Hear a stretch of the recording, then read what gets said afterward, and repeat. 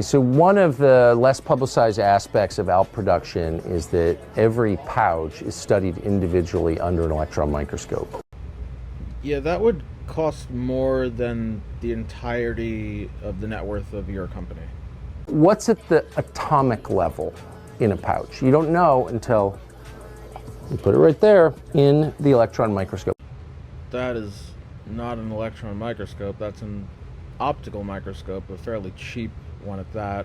Certainly can't tell you what's going on at the atomic level. And every ALP pouch goes through this process.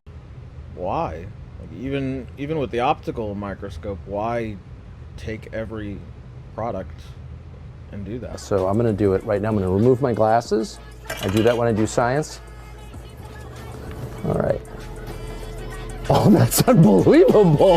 Okay, when you're doing photomicrotomy, you should really disable the macro feature to avoid lens switching. No one can see what you're looking at right now.